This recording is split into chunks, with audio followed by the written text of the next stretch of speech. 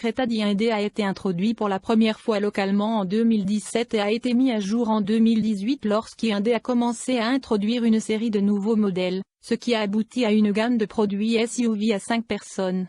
La première génération de Creta est arrivée en retard sur le marché local, après avoir été introduite en Inde, où elle est construite, en 2015, tandis qu'en Chine, le produit porte le sigle X25 et a été introduit en 2014. Malgré une période relativement courte sur le marché local, la Creta précédente a trouvé près de 15 000 maisons localement au cours de son mandat, ce qui signifie que la nouvelle version doit être à la hauteur du point de vue des ventes. Arrivé à la fin de 2020, nous étions impatients de prendre le volant du nouveau venu, qui est arrivé pour des tests dans une nouvelle teinte extérieure appelée Red Mulberry. Le style extérieur est une chose intrinsèquement subjective, mais nous devons féliciter Hyundai pour avoir totalement transformé l'apparence de la Creta par rapport à son prédécesseur.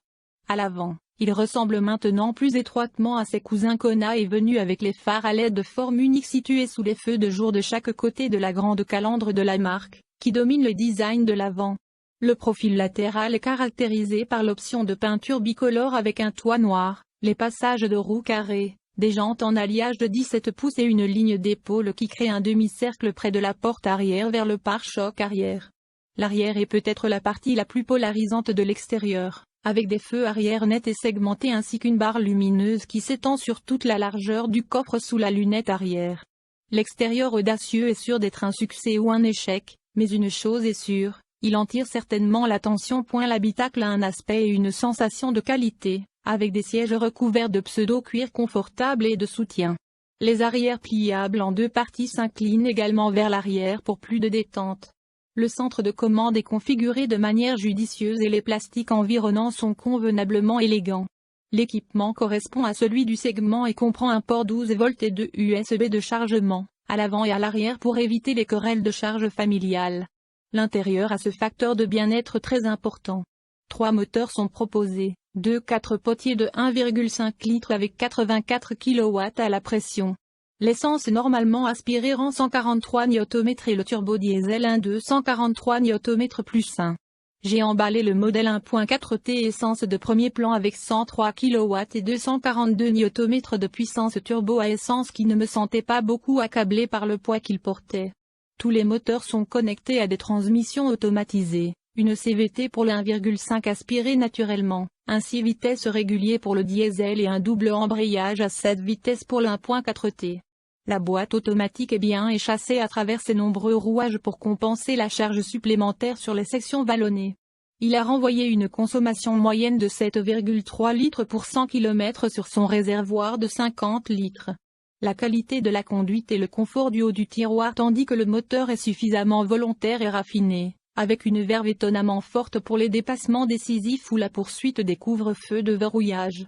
Il a également résisté de manière impressionnante dans les courbes et ce que j'ai retenu de l'expérience, c'est qu'Hyundai devient très doué pour créer une harmonie entre le cheval et le cavalier, que ce soit en croisière ou dans un galop chaud.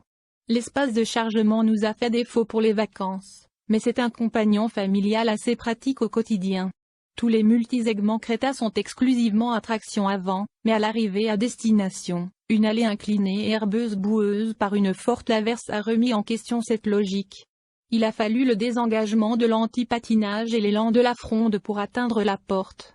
Sûrement, il peut être à la mode aussi bien qu'un bouchon de boue à WD fonctionnel. Hyundai, s'intéressant à son esthétique, est-ce l'un des plus beaux crossovers du marché? Ces grands phares affleurants avec des feux de jour qui imitent les masques de temps divisent certainement les opinions, mais parce que j'ai déjà acquis un goût pour les roues à l'aspect énervé, il obtient mon vote. Si quoi que ce soit, Hyundai a considérablement amélioré son jeu dans tous les segments dans lesquels il est en compétition. L'i30N était une émeute, le grand i10 un taux étonnamment premium et cette nouvelle Creta a déplacé les poteaux de but loin de son prédécesseur morne. Cela va attirer de nouveaux clients vers la marque. C'est un package polyvalent impressionnant, mais il en avait un autre qui se démarque. Ses phares audacieux sont trop lumineux ou placés trop haut. La conduite de nuit est devenue le cauchemar proverbial car elle aveuglait le trafic venant en sens inverse qui signalait sa gêne avec le clignotement constant des phares. Cela aurait pu être un problème isolé, mais il doit être vérifié. C'est quand même une excellente voiture, qui pourrait faire l'objet d'un modèle à traction intégrale. L'intérieur a l'air bien et ne se sent pas à l'étroit avec suffisamment de kit pour garder une famille confortable et contente. Moteur type, turbo à 4 cylindres. Capacité, 1,4 litres puissance, 103 kW. Couple, 242 Nm. Transmission type, DCT 7 vitesses. Transmission type, traction avant. Performance vitesse maximale, 185 km/h. 0 à 100 km/h, 9,7 secondes. Consommation de carburant, 7,4 litres pour 100 km, 7,3 litres pour 100 km, comme testé. Émission, 172 grammes pour 1 km. Caractéristiques standard: contrôle de stabilité et de traction, EBD, assistance au freinage, 7 coussins gonflables, phare au xénon à allumage extinction automatique, assistance au feu de route, feu de jour, régulateur de vitesse, rétroviseur extérieur repliable, démarrage sans clé, entrée auxiliaire, USB, Bluetooth, essuie-glace, climatisation, contrôle de la température.